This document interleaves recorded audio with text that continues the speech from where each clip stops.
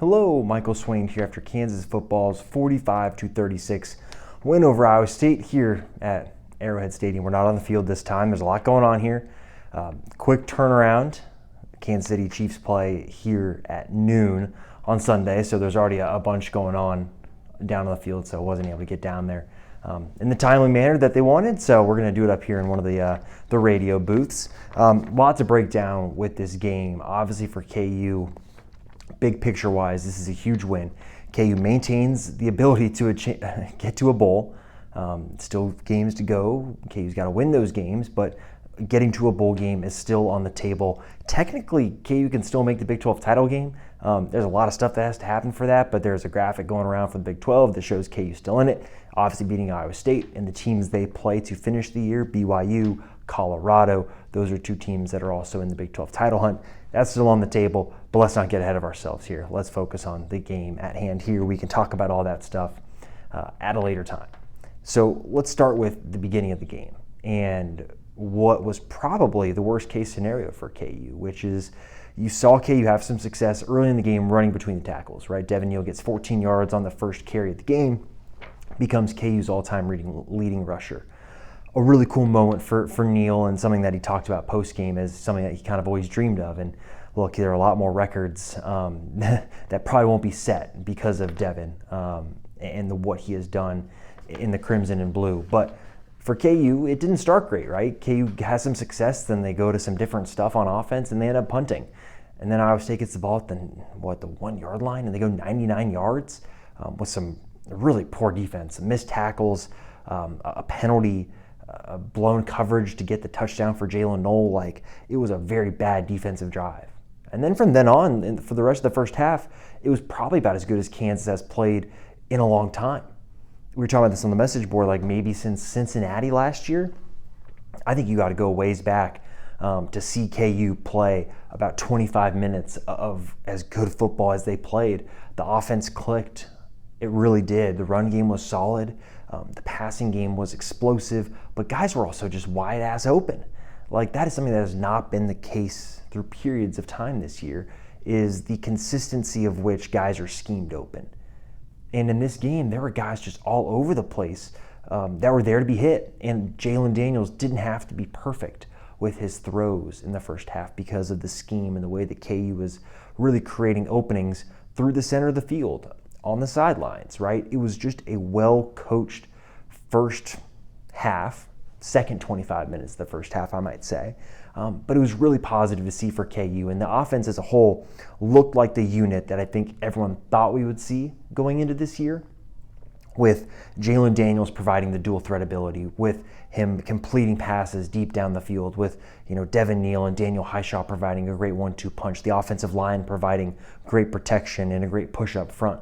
Like, that is what I think a lot of people expected. And it hasn't happened. I think we've talked a lot about why it hasn't happened. You want to talk about Jalen Daniels and the lack of reps during camp and having rust. You want to talk about the offensive line and some of the untimely penalties, wide receivers dropping the ball, not being in the right spots. Like, there's a lot that's gone into the offense not reaching its full potential. But during the first half, I really thought you saw that. And as a result, KU posts 31 points in the first half. And this is an Iowa State team that was allowing 19 points per game against Big 12 teams this year. If you want to include games against Iowa or North Dakota, you can, and then it goes down to 15 points per game. But still, this is a defense that has been so good this year. And for KU to do what it did against them in the first half was really impressive. And it kind of just left me there thinking about kind of what ifs, and that's something I wrote a little bit about for VIP subscribers as maybe a theme of this season. But then you look at the defense too, and this is an Iowa State offense that has been relatively consistent. Rocco Beck's a good quarterback. They've got two good wide receivers in Higgins and Knoll. Their running backs have done a solid job, but KU just didn't let them get anything going. And a large part of that is because of KU's defensive line. I thought Dean Miller had a solid game. Jeremy Robinson had a solid game. KU's defensive tackles really did a good job of penetrating Iowa State's guards. And this is something I talked about in the preview for subscribers, where if you look at Iowa State's offensive line, they're really not that good at run blocking. And Rocco Becht is one of the most pressured quarterbacks in college football. So you put those two things together, and it's a recipe that if you have a defensive line that's a middle-of-the-road unit in the Big 12, like KU's probably is, right? The defensive tackles, top quarter, top third in the Big 12. Defensive ends, Jeremy Robinson, Dylan Woodkey, both solid. Dean Miller, inconsistent, I think, at times this season. But overall, KU's defensive line in this game was able to take advantage of the matchup it had. And Iowa State could do nothing. And they really struggled to get anything going. Rocco was pressured. I thought Brian Borland had a really well-called game early, really kept Rocco Becht off platform, blitzes at the right times, and KU's corners really did a great job of covering the routes that Iowa State was running. And so, that's how you get a 31-13 lead, and still, at the end of the first half, we're talking about KU allowing a late score. Heard that one before. But still, just a great first half for KU, and even in the second half then, you see some of the things that I think we saw at times last year, and even in 2022 a little bit less, but as KU's become a more physical football team, they really have tried to, in the second halves of games when KU is up, really bleed the clock and squeeze the clock, and KU did that with its first drive. And you saw the physicality, and KU was able to take, 5-6 minutes off the clock on the first drive of the second half that they had after the defense got a stop. And that's how you're able to get to 38 points. And that was impressive. And then things got weird with the offense, because that's how things have gone this season. And there's I could go any number of ways here. You look at, maybe it was starting to be in the fourth quarter because the third quarter did fly by. When KU punts to get Iowa State the ball, there's that first down and 10 from about midfield. Then KU decides to take a deep shot after just run previously, and it did a great job on the ground. KU decides to take a deep shot. Jalen doesn't connect with Quentin Skinner. It's almost intercepted. Jeremiah Cooper from Iowa State almost picks it off. And then KU punts.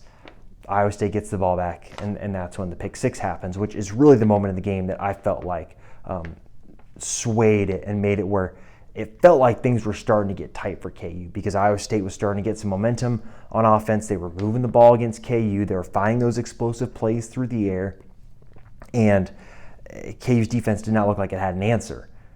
And then it came up with the high leverage play and a high leverage moment, and there aren't plays that swing football games more than pick sixes. You guys watching this, you're KU fans, right? Like, you've seen it. Illinois game swung on a pick six.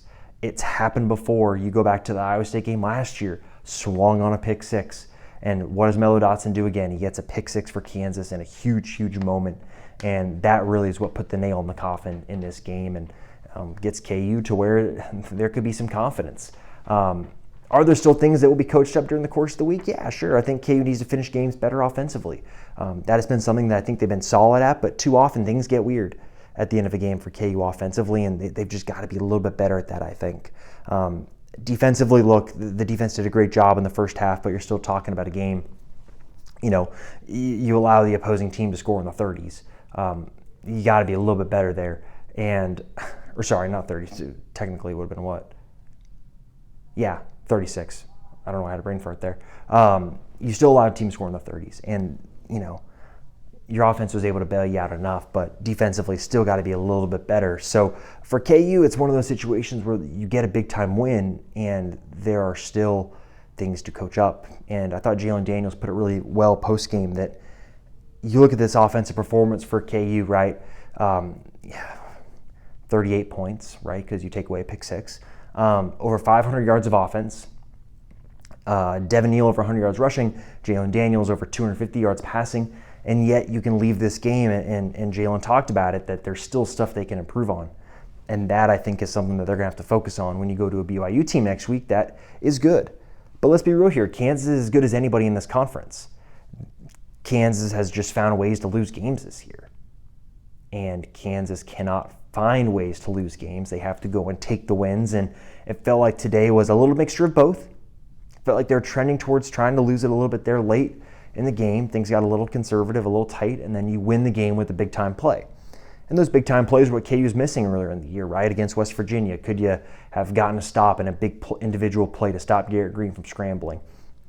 I mean, you could look any number of ways in some of these games, and KU's not been able to come up with those huge plays, and tonight they did. So positive for KU. Now a trip to BYU. BYU does not lose at night. That's going to be a huge, huge challenge for KU. But this is a team that is talented enough to go anywhere in the Big 12 and win. It is talented enough to play anybody in the Big 12 and win. They just have to play clean football, and they came close to doing that today. Really close. But there's still more ways to go, and I'm sure that's something that's going to be exciting for everyone around the program, that you come out, you beat Iowa State, a team that people believed was a Big 12 title contender, one of the top 5 teams probably in the conference.